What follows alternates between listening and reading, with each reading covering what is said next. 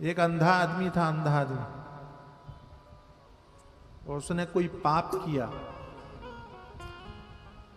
तो उसको दंड दिया कि तुम्हारी आंखों पर पट्टी बांध के तुमको हम एक हॉल में छोड़ देंगे, तो उसमें एक ही दरवाजा है, और अगर तुम उस दरवाजे से निकल आए तब तो तुम्हारा दंड खत्म हो जाएगा, और नहीं निकले तो बोले तो फिर बाद में दोबारा उसमें घूमना पड़ेगा।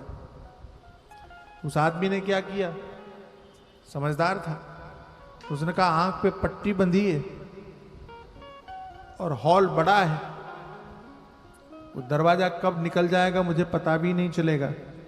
तो उसने क्या किया, वो दरवाजे दीवारों पर हाथ लगा के चलने लगा कि जहां दरवाजा आएगा मालूम पड़ जाएगा, मैं बाहर निकल जाऊंगा।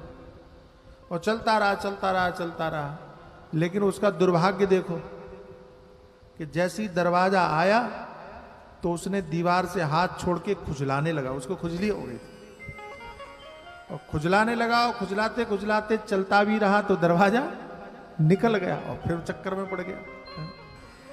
ऐसे ही जीव ने कुछ अपराध किया तो परमात्मा ने इसको 84 के चक्कर में डाल दिया, 84 लाख योनियों, और कहा तुम इसमें भटकते रहो, एक योनि से दूसरी, दूसरी से तीसरी, तीसरी से चौथी, ऐसे से भटकते रहो। तो बोले महाराज अपराध हमने किया मानते हैं, लेकिन निकलने का कोई तो मार्ग हो। बोले हाँ एक मार्ग। कौन? साधन धाम मोक्ष कर द्वारा। ये शरीर मनुष्य शरीर, ये दरवाजा है वो, और इस दरवाजे से तुम निकल सकते हो।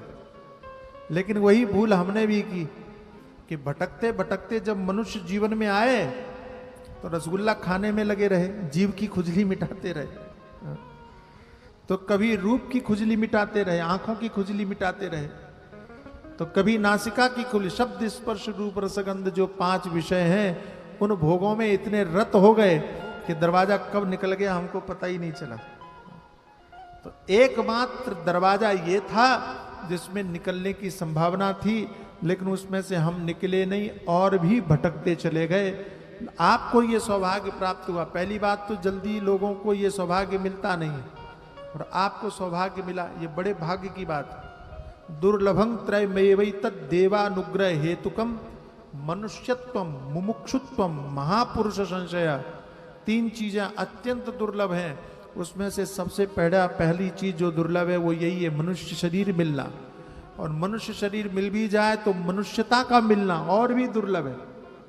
आपको मनुष्य शरीर मिल गया तो भाग्य की पूर्ति हो गई। गोस्वामी जी कहते नहीं, बड़े भाग्य मानुष तन पावा, ठीक है, लेकिन इससे भी बड़ा भाग्य एक और है। कौन सा? बड़े भाग्य पाई सत्संगा। मनुष्य शरीर मिलने के बाद में भी बड़ा भाग्य कब है कि जब इस शरीर को प्राप्त करने के बाद में आपको श्री राम कथा श्रवण करने को मिले। आपको तो ये सौभाग्य भी मिल गया, मनुष्य शरीर भी मिला, और जीवन सागर सेवा समिति के माध्यम से कथा श्रवण करने का भी सौभाग्य, तो डबल भाग्य हो गया आपका। तो दोनों चीजें बिना, अच्छा ये जो कथा हो रही, इस कथा श्रवण करने के लिए आपको कितना परिश्रम करना पड़ा? आपको क्या करना पड़ा? कुछ करना पड़ा नहीं, सारा तैयार माहौल मिला। जीवन से सागर सेवा समिति के सदस्यों ने परिश्रम करते हुए पूरा मंडप बना दिया, मंच बना दिया, सुंदर व्यवस्था कर दी, सब कुछ बना दिया। आपको क्या करना है? घर से आके बैठना है, कथा सुनना है ना। तो भाग्य भी, सौभाग्य भी प्राप्त हुआ और सरल भी हो गया, कठिन भी नहीं, परिश्रम भी नहीं करना पड़ा। तो भाग्य की पूर्णता हो गई। बोले नहीं, एक चीज और, बड़े भाग्य आई और जासू। ये जो कथा सुनोगे ना आप 7 दिन आगे, ये कथा आपके जीवन में उतर जाए तब सबसे बड़ा भाग्य समझो। मनुष्य शरीर का मिलना,